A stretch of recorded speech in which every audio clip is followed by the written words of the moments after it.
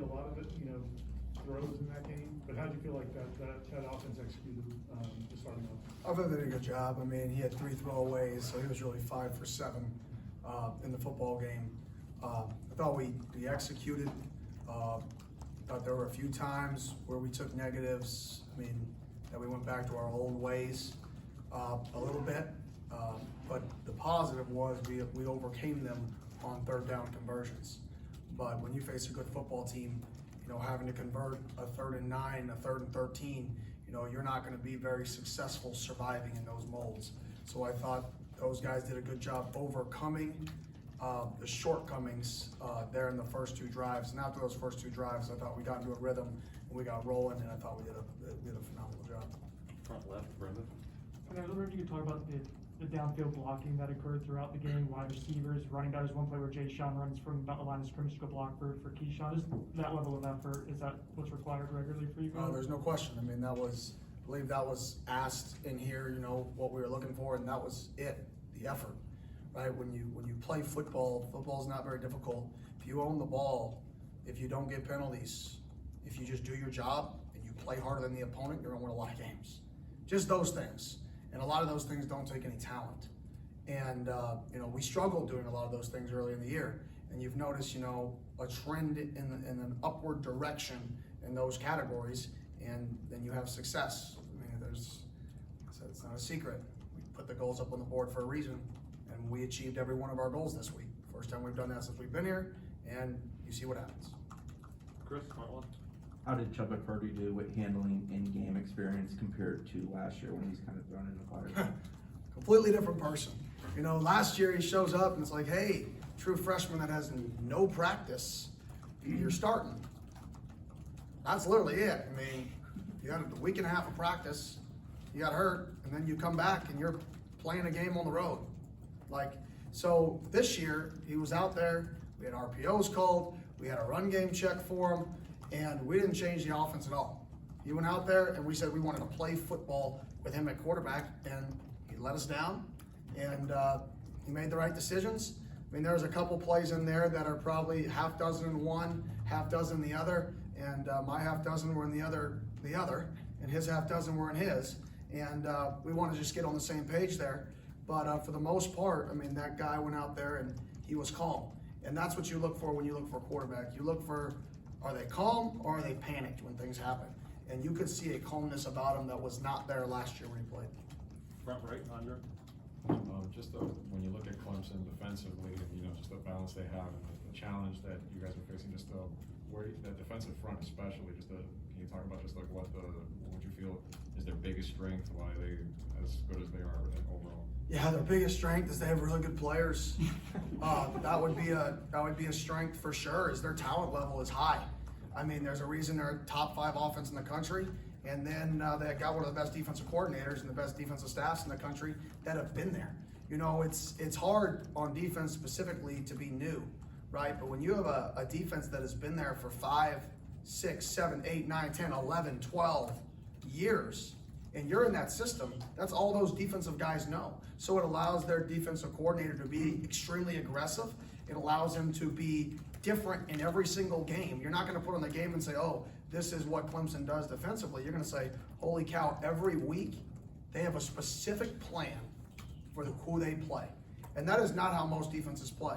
Most defenses have an identity of who they are. Their identity is they're going to get after you. How they do that is going to be based off of who you are. And it's going to be completely different every week. And it's a testament to the ability to establish their program, recruit the players they want to recruit, and then be able to keep the same system there so those players could have a mastery of the system. And that's why they're one of the top defenses in the country, is you get to combine all that stuff into one, and it's a pretty good meal. Middle right, Ira. And following up on Chuba, how pleased were you with that whole younger group? I mean, the fact that they were able to execute drives and put the ball in the end zone. Yeah, I mean, I was pleased, and just as much about that is you get into a live setting, and I talked about it last week, but I challenged the guys, right? Can we not get a pre-snap penalty? Just one game, right? And you put those young guys in, and you're making checks, and their defensive line was still shifting. And the fact that their D-line would make a move call, and we didn't jump all sides. The fact that we would make a check, and we didn't panic. Those are the things that you want to see the young guys go in and execute. And those are the things that we did go in there and we did execute. And we didn't take those negatives. We didn't get penalties. They just went out there and they ran the offense and they were calm, cool, and collective. And that's what you want when you see young guys on the field. You want to see who panics and who doesn't have that sense of panic when they're in the football game. Who just says, okay, I know what I'm doing. Let's go play. So I was really pleased with how our young guys played. Brendan? Something that Mike and Chubba both talked about on Saturday after the game was this conversation with McKenzie to go ahead and let younger quarterbacks get reps. How did that conversation go from your vantage point, and what kind of role has McKenzie had on? I know you've talked, Tyler, about the role he's had in the quarterback room. I think we're all kind of seeing now. What has he done for that position group? Yeah, I spoke to McKenzie obviously before just throughout the week in terms of what he wants and what he's looking for in terms of the rest of the year and because he's a competitor. He wants to be on the field. Let me tell you, that dude wants to compete, but he also wants to win. And when he talked about wanting to let those guys get an opportunity if the opportunity came about, that's what he wanted. He wanted to see those guys succeed, and that's just a testament to the person he is and what he's about and what he's done for the QB room is, he's just shown up and been himself. He's not out there trying to be coach. He's not out there trying to be mentor. He's just going out there and being Mackenzie Milton. And I've said it before, but he's got a unique and special aura about himself that whether he is the starting quarterback or whether he's not on the field, people are going to gravitate to him.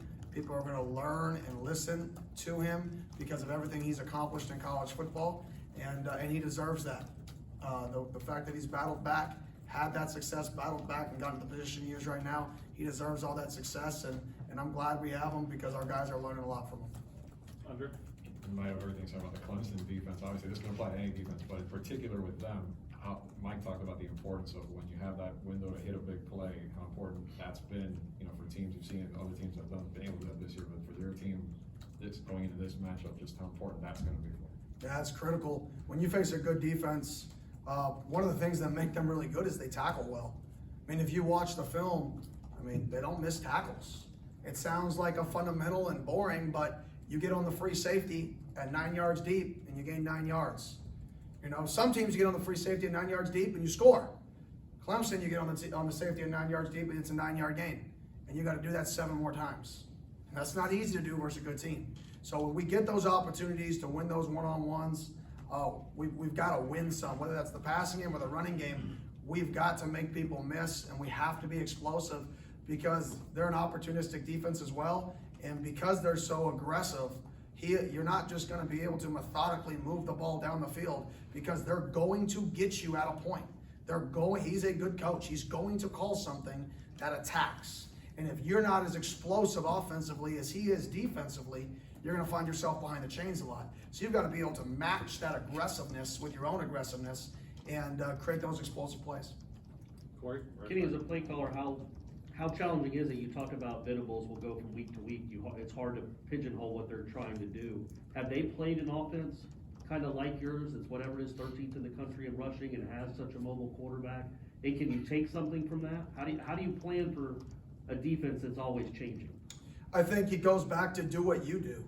I think you can't get as caught up. Everybody knows if you watch us play, we'll be in 13 and 3 back. Then we're in spread one game. Then we're in quads another game. We're very similar to what he is defensively, offensively. We pretty much change every week in terms of what we look like, pretty drastically.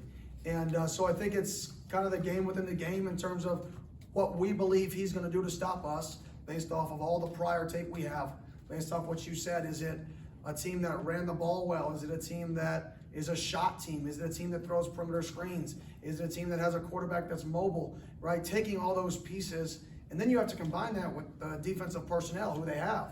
Are they going to be 4 down or 3 down? Well, who's playing for them? Who's not playing for them? Who's available? So there's so many variables that go in to putting that, what do we think this multiple defensive coordinator is going to do? And you've got to create a plan that has a coverall, right, to prevent the negatives, because everything that they do is based off creating the negative. It's about being explosive defensively. If you can remove the explosive plays defensively, you can stay in good down and distances and you can move the ball. So what can we do to prevent their explosive plays and try to create our own? That's what we're looking for. Ira? Obviously, Clemson's a different level of defense, different venue, but do you think you guys can take much from being able to execute on the road in North Carolina the way you guys did, I mean, offensively? I think it definitely breeds some confidence, that, you know, our guys know we're capable. They know that when we got 11 dudes doing the right thing, when we stay in good down and distances, when we own the football, we can be pretty good, right? But at the same token, we also know if we don't do those things, we can be really bad. And that's what I told them in the meeting yesterday. And I do believe that confidence of going on the road and executing that is a positive. But I do think it's going to be, I mean, that was a rainy game where, you know, it was a sellout crowd that didn't end up being a sellout crowd, right? The capacity was probably 60% when we were there. This is going to be the first time really since we've been here, we've gone on the road in a hostile environment where it's loud as get out, right? And we're going to have to do a phenomenal job communicating, right? All being on the same page in a loud, hostile environment. I think this is going to be the first time we're really tested in terms of how disciplined we can be. Aswan, back right? I think they won 6 straight conference titles. They won 2 national titles over that sort of span. Things that happened last year with the cancellation of the game, some of the comments that Sweeney made about this program. As a competitor, are you allowed to keep that stuff in the back of your mind during preparation, or is that stuff that you guys don't want to? Oh, I don't care. I mean, I just want to go be the very best we can be. You know, and you're like, oh, that's not true. Well, it is. Like, we're trying to be the very best version of ourselves we can possibly be. And Coach talks about it all the time, and sometimes when you hear things over and over again, right, you just kind of, you know, when somebody tells you clean your room 97 times, you're like, oh, yeah, I know, clean my room, right? Whatever that looks like. You kind of hear things over and over again, and it becomes boring. Well, that's how losers think. Winners wake up and say, okay, I want to be the best version of myself. Well, let me live it. Because it's really easy just to hear it, and let it go by. And that was what I challenged the offense with yesterday after practice. I said, you hear Coach say it every day. Just be the best day you've ever had. The best day you've ever had. You hear it over and over again. But do you wake up and do you say, I'm going to make this the best day I've ever had? And just get better, and just get better, and just get better, and just get better. And that is our goal. That's our goal every single day we wake up in this program is just get better. Get a little bit better at something, whatever it is. Brendan? In this past month, I think you guys are leading the country in rushing yards or yards per carry. Cool. What are you doing particularly well, and what has changed, I guess, to go from good in that area to really, really good at it at this point? Well, one, I mean, we got some of our guys back and healthy, and the O-line has battled through some injuries. And then obviously Jordan back there posing that threat is obviously a dynamic player in that position. And we're staying in situations where we can run the football. You know, early in the season, 2nd and 25 is not really a rundown, right, for most teams. Well, we're not getting those penalties anymore. We're staying in good situations. We're not taking negatives, so it's allowing us to run the football more. And then when you combine that with, you know, getting our guys healthy and that we had the prepared going into the season, you know, that's what I felt like we should have looked like. And if you look back at our offenses dating back to Memphis and all the way back, we're going to run the ball, and we're going to run the ball well. I mean, that's a staple of what we do, right? And it's good that it's finally, I didn't know that stat. I'm not much of like a, you know, national stat guy. I just try to, you know, see what we can do to be better. So that's good though. It's cool. I'm going to put it out in recruiting. Right? Hear that? #1 running back place in America. Front right, Kurt? I think you talked about discipline. I don't have in front of me, I guess, the breakdown of offensive versus defensive penalties, but I know as a team, it's 4 straight weeks of 5 or less. I guess, how encouraged have you been by the growth there? It seems like it was pretty suddenly a pretty drastic improvement. Yeah, losing sucks. And when you realize that if you jump off sides and get penalties over and over again, you're not going to win. And I mean, we can say the refs out there made the difference. No, our guys realized if you want to win, you got to play discipline. It's that simple. They're fed up with it. I mean, Jordan Travis says in his interview all the time, we're fed up. They're fed up with playing that style of football, and they made a decision to make a change. They made a change, and it's not a change we made, it's a change they made. They made it as a football team, they made it as players, and we had 1 penalty. It was for an illegal offensive pass interference on a rub concept designed, and we got to do a little bit better job coaching just the release path so we don't get that called again. But that's a small fundamental that we got to improve on. It wasn't really, in my mind, a bad penalty. It was a coachable penalty, which are different. So it's been a real positive for us. Ira? Look, LT kind of looked like the old LT. Maybe, I don't know if it's been there all opportunities, but how good is that seeing? Can he be a factor? I know you guys have other really good running backs, but can he be more of a factor in the second half? I definitely think so. I mean, he had a little nagging stuff earlier in the year, but he's so explosive that you want to get those explosive playmakers in the football. So I definitely think that's a guy who could have an elevated role as the towards the end of the year, and that's a guy who is a playmaker and is dynamic with the ball. We just got to find ways to get him the football in those explosive positions. Okay. Thank you. Thank y'all. Appreciate it.